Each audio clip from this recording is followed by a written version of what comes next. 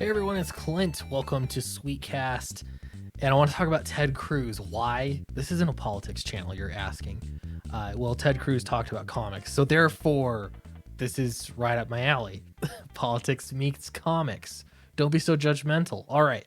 First, though, did you know that Rock and Roll Ninja issues 1 and 2 is coming out? This is from your boy Zach Richard Meyer.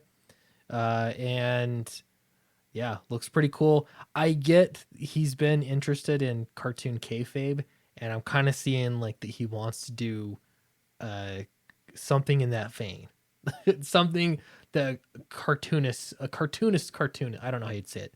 Anyway, it looks cool. Support your boy Zach. Also, it's really in comics. Yes, I've written a story in this. There are 3 stories together in one book. I wrote the Silver Streak story. Chuck Dixon wrote The Cat in Black, and then David Furr wrote Black Terror. So check it out. Really cool looking book, some cool covers, and you get to read something I wrote for an existing character. Also, Fatal's on Indiegogo now as well. We're over 91,000. 92,000 isn't so far away. All right, back to Ted Cruz after those promos. So here's how you make people's heads explode.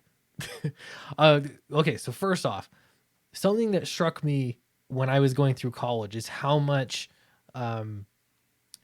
credit you got if you watched a film, you watched anything popular media at all, and you found some kind of symbolism in there, as you know, that was problematic. Essentially, first there's the low hanging fruit.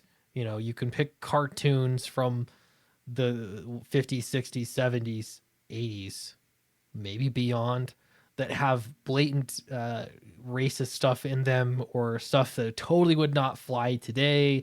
That's the easy stuff, okay? But then if you look a little deeper and you look at themes and you say, this is about Americanism, you know, and the bad guys are any free thinking people. If you could do that, if you could find symbolism, it's not hard. It doesn't matter if it's contrived or if it was intentional. It doesn't matter. If you could find that kind of political symbolism, you would get good grades. You could put it into any paper and you would get good grades. And I think that's where Anita Sarkeesian came from, is because she would look at video games. She was already rewarded in college by finding problematic stuff everywhere. And if you could apply that to video games, you can run a crowdfunding campaign, Kickstarter, get tons of money, and ride off into the sunset with everyone's cash. So you could do that. So here though, when you look into art from a different point of view, you realize that it can mean many things. And also that perhaps far leftists know that they're kind of crazy. I think that they like being fringe. And so when they have all the power, eventually they're going to have to undermine themselves. All right, so what are you talking about, Clint? Sorry, here we go. Senator Ted Cruz said on an interview with, what was this, the Daily Wire, something like that. He said, have you noticed how in many movies, how often rabid environmentalists are the bad guys? I've seen movies like that. For sure that happens. It was on the Michael Knowles show. Cruz asked Knowles whether it's Thanos or go to Watchmen, you know, where the view of the left is people are a disease. They buy into that Malthusian line that there are too many people in the world and everything would be better if it had fewer people. Now, one, you could say the reaction could be, no, that's not what leftists believe in, that there should be fewer people. We don't agree with Thanos. That's not what it is.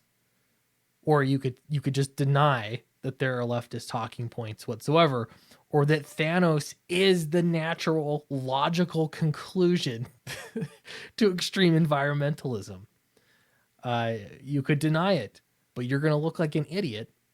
So here's Lila Bayok, who is apparently, hi, Senator Ted Cruz, Watchmen writer and producer here. Literally, what are you talking about? Well, it turns out he does know what he's talking about. Mark Millar, you probably know his name in comics. He says, I'm actually amazed at how much Cruz knows about the Avengers. And going back to the original Watchmen book, for Veidt's plan to sacrifice millions of New Yorkers to the greater global plan, I feel like I'm hallucinating this interview in lockdown day 300. Yeah. So he's making good points. That's what it comes down to. That's all it comes down to.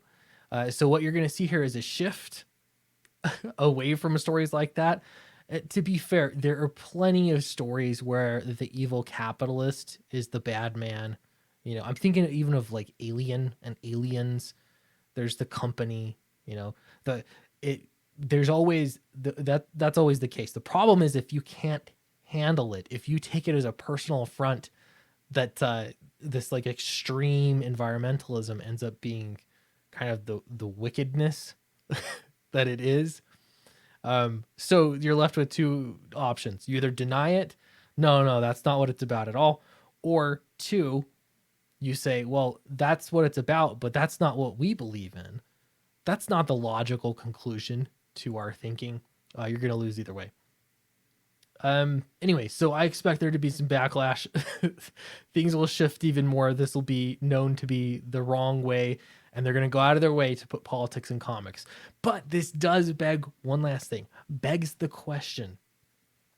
If comics have always been political and they've always been left leaning, then why are there so many examples of left leaning bad guys? Why left wing extremists as the bad guys?